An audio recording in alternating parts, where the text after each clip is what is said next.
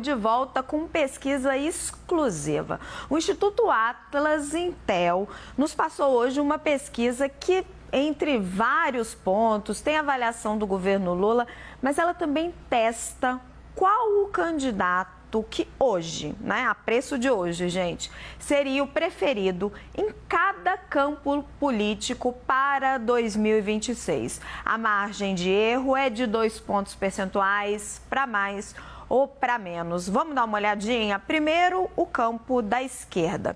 Entre os eleitores da esquerda e da extrema esquerda, Luiz Inácio Lula da Silva aparece disparado na liderança, tem 63% das intenções de voto, independente da idade. Lula já vai estar, acho que com 82 anos em 2026, mas as pessoas hoje não estão ligando para isso. Ele seria o preferido aí, ele seria considerado o melhor candidato da esquerda para 2026. É seguido por Fernando Haddad, seu principal afiliado político, com 14,4%.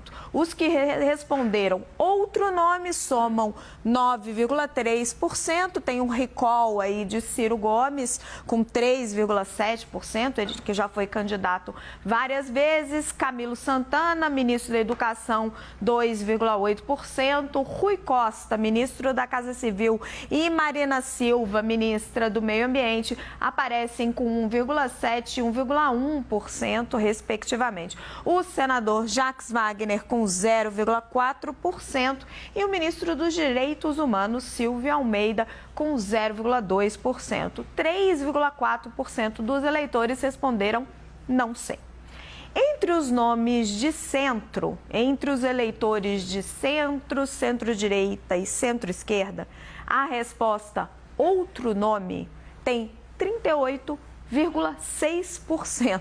Então, a população simplesmente não identifica qual seria, a maioria da população não identifica qual seria este candidato de centro. Depois temos Simone Tebet, aparecendo aí também, a lembrança das eleições passadas, com 32,3% para ser a candidata de centro em 2026. Ela hoje é ministra de Lula. Geraldo Alckmin, que hoje é o vice-presidente, com 8,4%. Márcio França, ministro dos Portos, com 4,2%. Eduardo Leite, governador do Rio Grande do Sul, com 2,8%, e Raquel Lira, governadora de Pernambuco, com 0,3%. Quem respondeu não sei soma 13,6%. E na direita?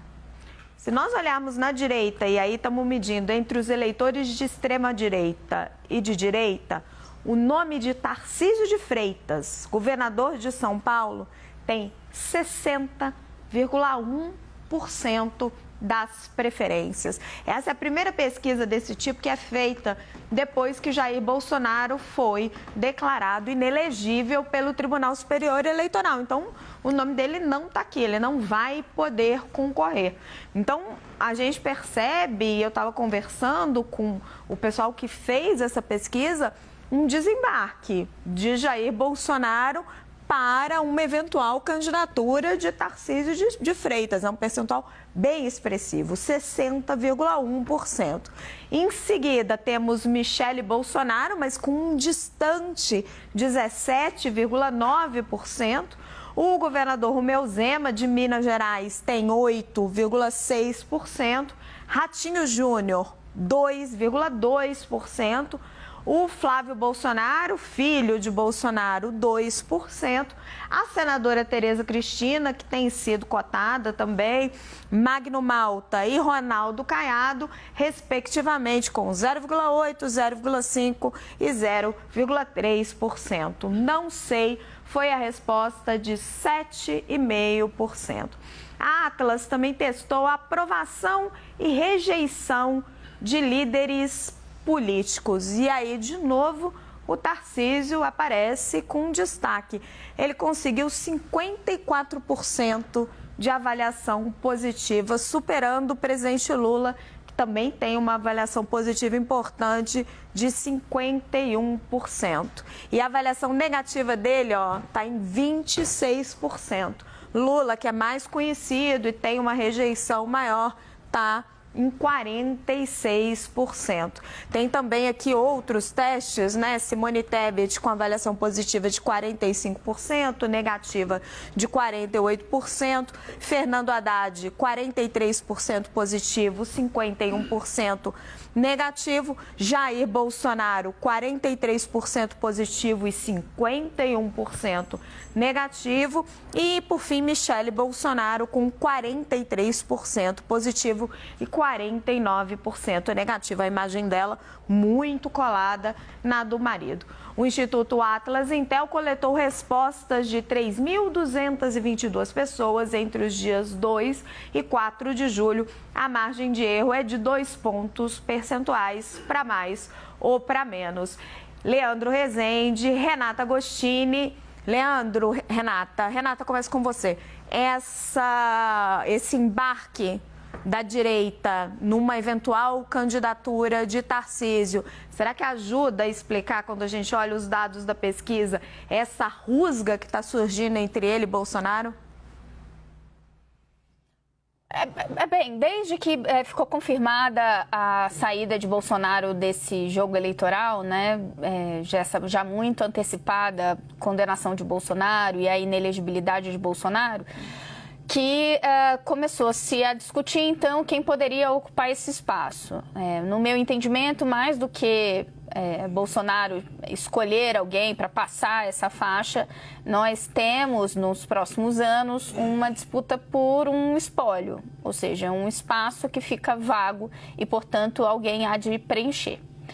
Tarcísio de Freitas, por ser governador de São Paulo, ele já surge como um possível nome. Se ele se sair bem, se ele chegar lá na frente bem posicionado, ele acaba sendo um forte candidato a isso.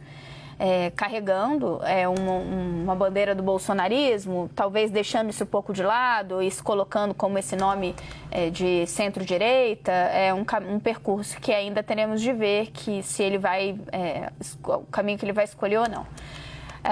Nesse caso da reforma tributária, ele está tentando avocar para ele uma liderança numa proposta que ele entende que vai beneficiar São Paulo. Se ele sair vencedor, ele vai ter algo para virar para o seu próprio eleitorado e dizer, olha, né, no meu primeiro teste saí vitorioso.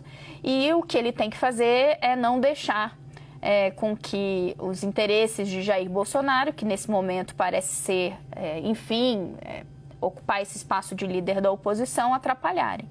Agora, é uma ginástica que Tarcísio de Freitas tem de fazer, porque ele não pode, a princípio, virar um nome malquisto pela extrema-direita, pela direita, né? Ele tem que caminhar nessa linha para ele chegar lá na frente com posição de ser esse candidato. Leandro, joga seu olhar para a esquerda. Lula absoluto para 2026, independente da idade. Os eleitores parecem que não enxergam outra opção nesse campo político. Nem quando o Lula estava preso, né, ele deixou de ser uma unanimidade a preferência desse eleitor de esquerda. Isso decorre de uma série de fatores, né? Primeiro, do próprio Lula, enfim, a única pessoa a ser aí 3 vezes eleita presidente do Brasil, né, na história, né, tem uma capacidade de liderança sobre uma massa de eleitores e sobre o Partido dos Trabalhadores, e aí a gente pode entrar aqui horas de debate, né, sobre o fato do Lula não ter construído um sucessor, né, construiu ali a Dilma, né, como candidata em 2010, mas não teve ali, enfim, a coisa não foi para frente, a Dilma acabou sofrendo um impeachment e hoje você não tem dentro do governo nenhuma figura que seja apontada, que o Lula já tenha tocado no ombro e dito, não, daqui para frente é com ele. Quem mais tem se capacitado para isso, segundo a pesquisa, é o Haddad, né, que conta com uma aprovação importante fora da esquerda, inclusive, inclusive pelo trabalho que vem fazendo no Ministério da Fazenda. Essa é uma pesquisa interessante que aponta para os riscos, né, que a esquerda corre. Numa eventualidade do Lula não querer disputar a eleição, por exemplo, você não tem uma liderança ainda única, né? O problema é que tem a direita também, com a saída do Bolsonaro